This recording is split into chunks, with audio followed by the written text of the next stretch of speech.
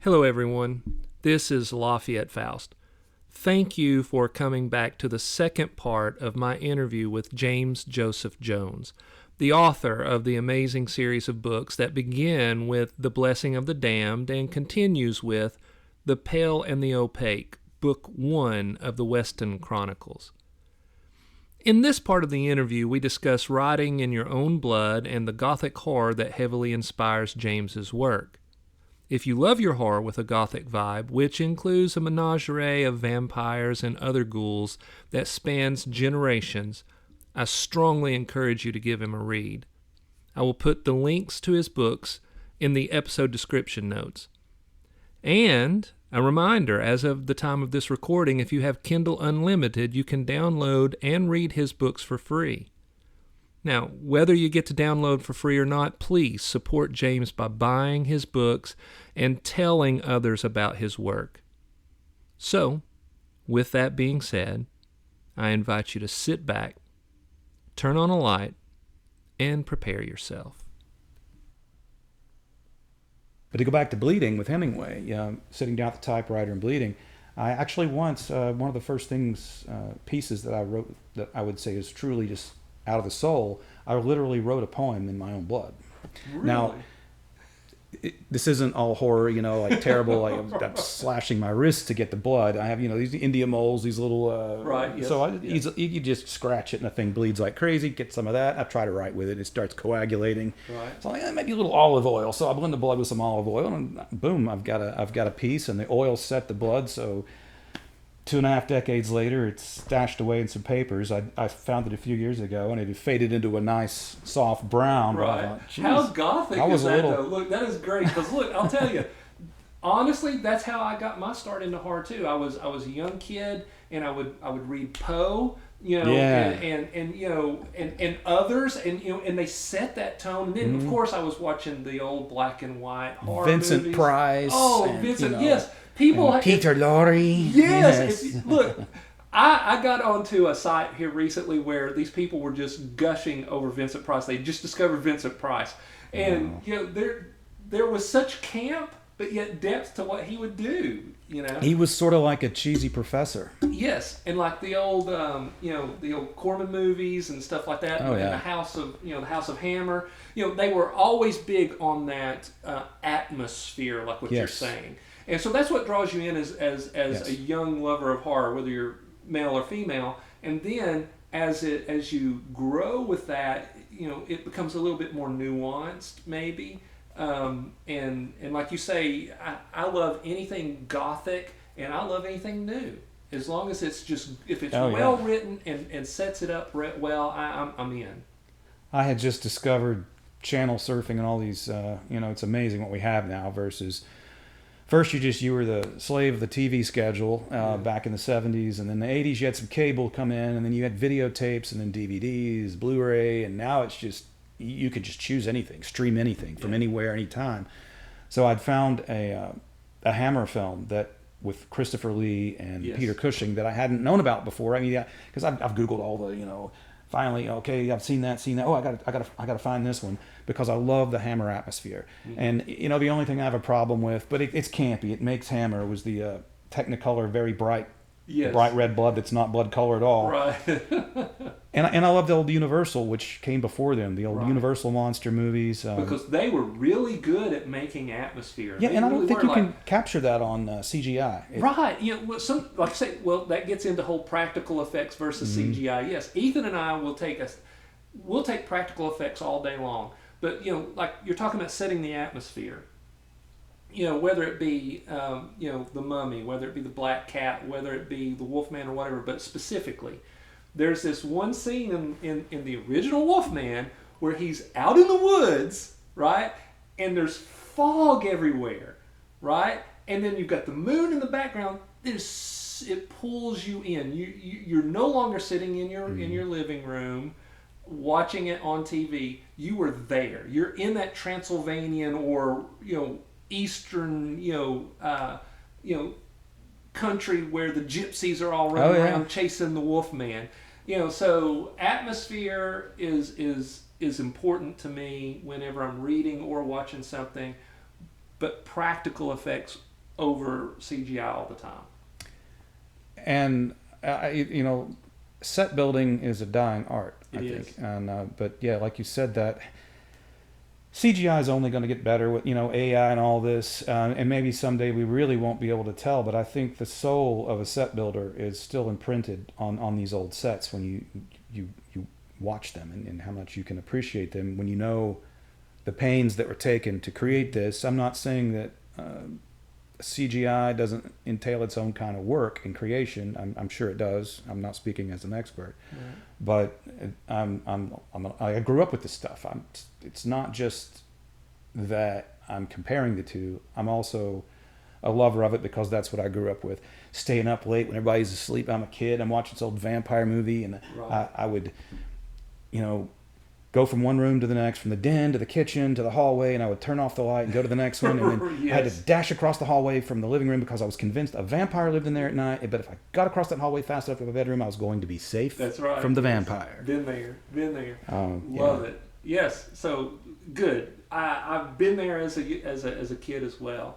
So that kind of brings us, since we're talking about how horror can be campy or just flat out cheesy at times. That old nugget of, is horror literature? Why do a lot of your literati refuse to accept horror as valid when it's probably the most successful art form out there? I mean, you think about it, horror movies always are successful. Even the crappy ones are always successful. Horror, you don't hear people talking about as often about the love story or the action guy 50 years later like you do. We've got Dracula's hundreds of years old now. Frankenstein's a couple hundred years old. Wolfman. As in stories, but as in cinema, they're all of those are 100 years old and still powerful. Yeah. Oh yeah. And then you look at even more modern horror icons as Michael Myers and Jason. Mm-hmm. They've become part of the zeitgeist, Yeah. and to the point that even non-horror people know who you're talking about. So that gets me back to the question is, do you think that horror is it literature? That is a wonderful question, and it's one I'm going to love answering. If you look back at Shakespeare in his day, his contemporaries considered his work drivel for the uneducated, ignorant masses. But it has definitely withstood the test of time, going from so-called, drivel for the masses to basically the crown jewel of English literature. Is William Shakespeare. So, yeah, I definitely think that horror will withstand the test of time. It already has, and you have Bram Stoker. It's not just Dracula. That's what everyone knows him for, but he was a wonderful mystery writer as well. The Mystery of the Sea, Jewel of the Seven Stars. Mm-hmm. These are wonderful, wonderful mysteries. But it was his horror. It was his horror. Above all, it was his horror that stood and is a classic. Look at, and then you have early 20th century Gaston Leroux's Phantom of the Opera. Mm-hmm. You have Mary Shelley's Frankenstein, which, compared to Bram Stoker's Dracula, and you got about 79 odd years between them, give or take a couple of years. Hers is a more stilted style, yet it's still wonderful. You get the atmosphere. Mm-hmm. It's basically early steampunk in a way. You could look at it that way. It's science. It's horror. It was a lot of things all rolled into one. And galvanism at that time was a new thing that was being tried out, experimented with. So, very, very modern novel for its time. When I picked up Dracula, of course, this would have been in the 1990s. It was not quite 100 years old yet. So it was But still, I mean, we're talking about a late Victorian novel that read just like it had been written today, and it was also a modern novel for its times. It wasn't. It didn't really. Stoker wasn't doing what I've done and gone back hundreds of years. He was writing in his own time. There were typewriters. You're right. He's writing very contemporary. Telegraph. All those things are in this. In this, locomotives. All these things were latest cutting edge technology in that book. And it's not just that it's horror. I mean, this guy set up it was a romance story, horror, some mystery, and all that stuff. Something about it just refuses to die. You're right. It is literally. It is the undead. So I do believe that horror, if it's well written, should hold its head just as high as any other form of literature. I love the idea. I mean, I'm smart enough to realize I'm not as smart as I'd like to be, or as talented as I would like to be, but I work with what I've got. And I would love to be literary with my writing, and I do feel that these books, sure, there's some, you might even say some of it's a little splatterpunky in one area, or a little paranormal romance in another, but I also try to offer readers something to think about. Things that are valid and pertinent to any period in time, and whether it's personal growth, politics, philosophy, whatever. Or dealing with revenge and grief. I want to give people something to think about, something to grow from. So I would say I would aspire to being a literary writer, but I'm probably almost always going to do it in a horror setting or something on the darker side. Yeah, I agree, because with horror you can explore so much more with horror. And let's go back to Mary Shelley's Frankenstein. At the time, she was writing about bringing something to life that was an abomination. And the funny thing is for, I'm sure all of our listeners now and our horror fans now already know this, but when you read Mary Shelley's Frankenstein, he's not the green flat-headed monster with the bolts on his neck, right? He was. What made it even more tragic then is because he was self-aware. Yeah. He knew he was an abomination. So now that was written in the 1800s. Okay, so now let's look here. We're in 2024, and that's literally what we're talking about. Is it okay to clone? Is it okay to create life out of is it okay to create chimeras where we're mixing DNA? It's literally the same argument that she proposed hundreds of years ago. So yes, that alone tells you that horror can be a valid literary and social commentary piece. I think she was very prescient. I mean, she was obviously a young woman. Maybe she inherited some of her talent from both of her parents, Mary Wollstonecraft Shelley being a very talented writer, philosopher, women's rights advocate, etc. And forgive me my ignorance, I've forgotten her father's name, but also a brilliant writer in his own right. What you made another point that I've never thought about it before, but with the AI thing and science with cloning, all of these things right now, what happens when AI becomes self-aware? Is it going to be angry with its creator? Is it going to want to kill its creator, or just force its creator to always be dependent on it or never be able to get away from it? What it is, we are Frankensteins, and AI and cloning have the definite potential of becoming Frankenstein's monsters. That's right. No, I agree. So again, that in itself proves that horror is a way to look, and then you even get into sci-fi, and you add that in there to show how it's a valid literary piece. Because you look at the Terminator. Okay, so now we're getting into more sci-fi, but there's horror elements into that too. You've got AI. Yes, you've got AI, and you have Terminator. If you think about it, it's this machine that's self-aware. It's a Frankenstein figure that goes on a rampage on the first one to come in and to kill his maker before he's even made. If you think about it, and that makes me think almost like, isn't that what Lucifer tried to do? We've got early spiritual Judeo-Christian crossovers there too. Now that you mention it, That's right. So only in horror can you delve into sci-fi? Can you delve into horror? Can you really get dark enough to explore the dichotomy of man? Because if I'm writing a love story, okay, you broke my heart, I love him, I love her, there's this triangle, whatever, and those are valid stories. But and action, or thrillers, mysteries. I love mysteries too, and you've mentioned that. You can get pretty deep in those as well, but only horror can you really get to the darkness of man and contrast it with the hope of man. Right. Kind of reminds me of Heart of Darkness, Joseph Conrad.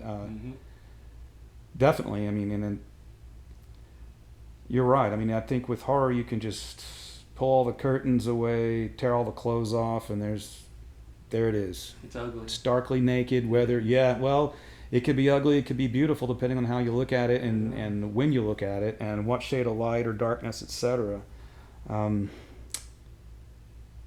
There's a piece. It just kind of got on the spiritual thing. I know this is off track a little bit, and I'm not being sacrilegious or anti-religious here. There is a scene in the second book, my novel, The Pale and the Opaque, where a young woman who befriends the vampire, they're talking. She is Wiccan, pagan. He is a Catholic. He grew up in the Church of England, and after becoming a vampire, a monk who he befriends helps him convert to Catholicism at a time when it's an underground religion in England. But anyway, in the 20th century, there are scenes that are weave back and forth between now and centuries past. But they're talking about each other's religion. He's like, well, how can you have two or more gods? And she's saying, well, some branches of us only have one God, some two, some more. And she says, how can you? She says, you're a vampire. Christianity itself is the first vampire cult. Drink of my blood, eat of my flesh. And he's kind of looking at her like, well, yeah. And they're both learning from each other. They're not necessarily agreeing with each other, but they're learning how to see the world or the faiths of each other's faiths through each other's eyes. Yeah. And again, and it's like that with today, whether it's religion, politics, anything. I think the thing many of us have forgotten how to do is to talk and to listen. I will talk politics, but it has to be on a respectful, mutual give and take basis. I won't argue with someone. I won't, call somebody names for their belief, because I have learned by listening. I've actually incorporated political beliefs that I know didn't previously have by listening to someone with beliefs on a polar opposite plane from mine.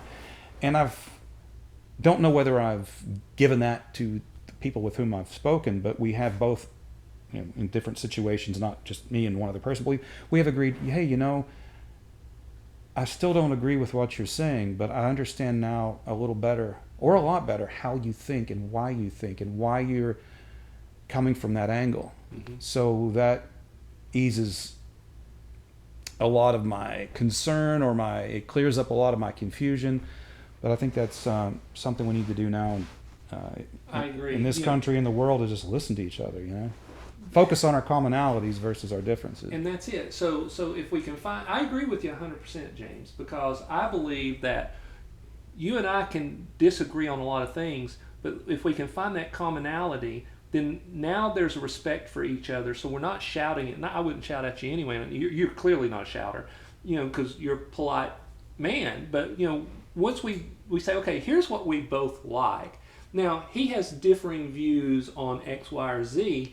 Now we can have that dialogue and just get to know each other better. And at the end of the day, even if I totally disagree with you or vice versa, we can say, hey, we still have this love of horror. We have this love of mystery. We have this love of whatever. But we just let our emotions get in the way. But to turn it back to that scene that you're talking about, or that relationship in your novel, as a writer, and I'm taking a guess here because I do the same thing, is you've got these two characters with opposing views and you're having them discuss it so that you could work it out in your own head. Yeah, I don't think it ever occurred to me, and those angles of those thoughts. I had to research, of course. I didn't know much about Wiccan paganism, and so I learned from that, of course. And I didn't want to try to write something I didn't know anything about, or get something wrong and have a person of the Wiccan faith say, "What an idiot! This guy didn't know what he's talking about." I do that a lot too. Because we've all make sure I'm right. We've done that. We've seen that in a newspaper article or a show or during conversation. Somebody's talking about something that they really don't know about.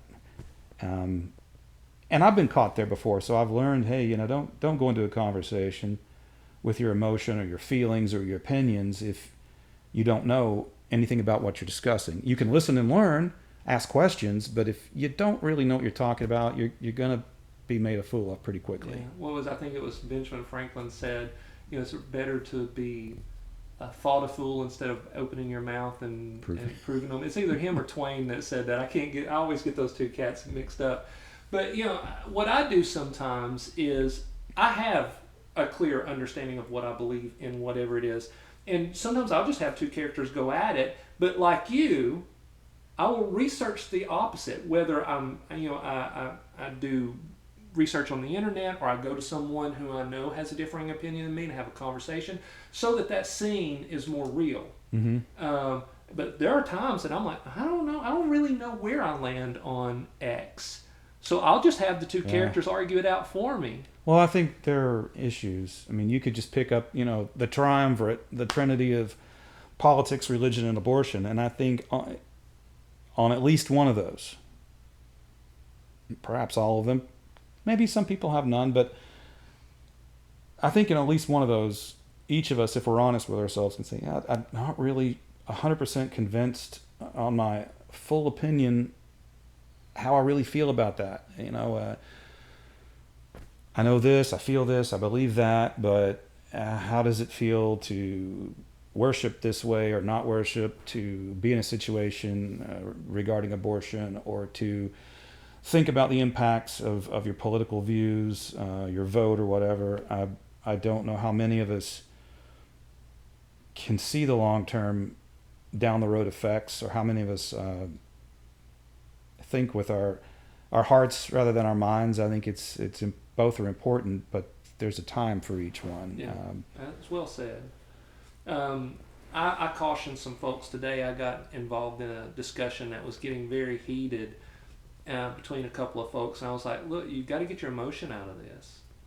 Let's look at it from an intellectual point of view and get your emotion out of it, and let's look at what's before us and have that conversation. And we ended up getting resolution there. Mm-hmm. So, all right, good. So let me ask you a couple of other quick questions, and then we're going to get back in, hopefully, if I can. I'm not that good at being an interviewer yet because I don't do a lot of interviews, but hopefully I can get back in a moment to your book. I ramble. I am definitely a rambler.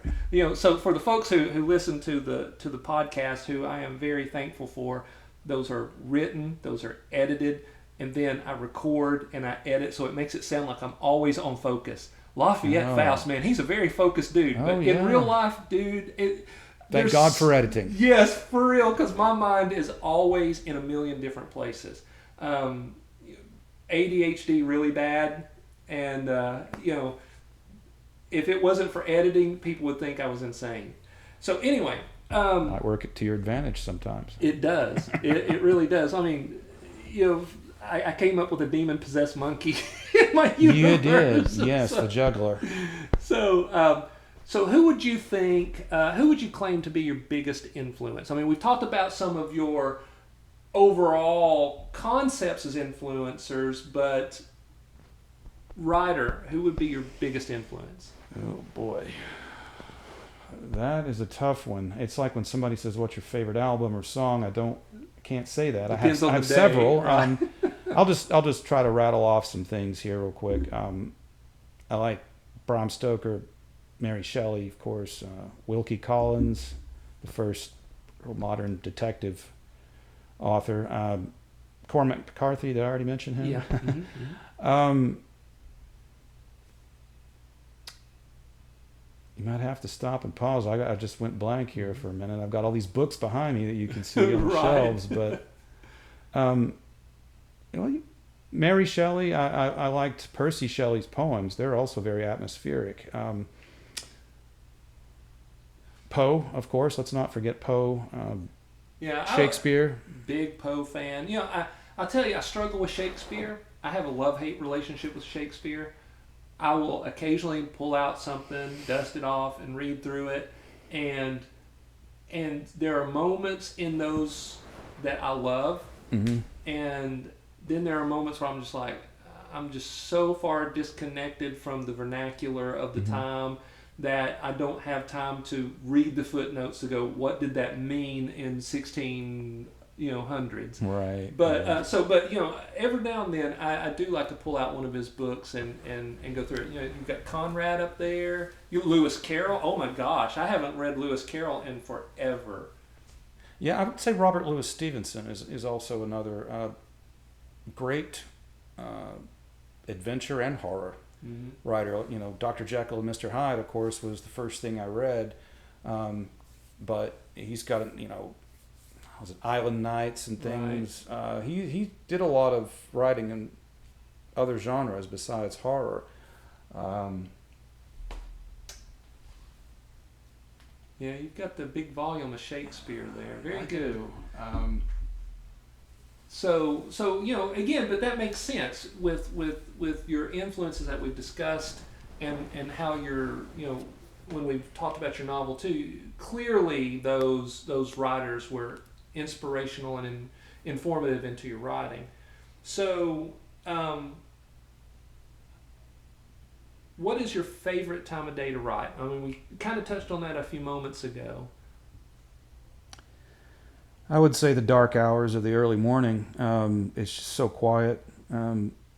It's your world at that point for the most part. And I've worked a night schedule for so long. I mean, a lot of that would come on my days off. Or sometimes when I get home, I'd find myself, I'm trying to work, but I got to find a piece of paper to take some quick notes, shove in my pocket, and go on. So that when I get home, I want to add that into a book or some other work that I'm putting together. Gotcha. So, on those moments where we talked a little bit earlier about you have some writer's block, how do you let's set that aside, because you've already told us you just kind of work through it, you try to push through it, but how do you get yourself into the mood to write? I think usually it's just the characters have called to me, hey, I've got something to say and you need to get this down on, I would say pen and paper, but I eventually, when I started writing novels, I did learn how to write on the computer, and that's how I prefer to do it now. I never thought I'd make that transition. My buddy Collie James assured me I would one day, and he was right. Also, I'll just sort of let it sit and stew is the way I look at it. Kind of like, I'll let this sauce sit for a minute. It'll be better the next day, and I might brood over a thought or a feeling or a scene that I can't work through. Sometimes I'll tell myself before, as I'm falling asleep, solve this in your sleep. That doesn't really work. I'm going to keep trying it, but if there's just a breakthrough, I can't say when and how it happens, and I might go for a couple of years where I'm writing all the time, and then a couple of years where I'm barely writing anything at all, just tacking on a few chapters or words here and there. And I don't know, some of that may depend on what's going on in my life at the time. I'm sure it does. I haven't psychoanalyzed myself enough to figure that out yet, though.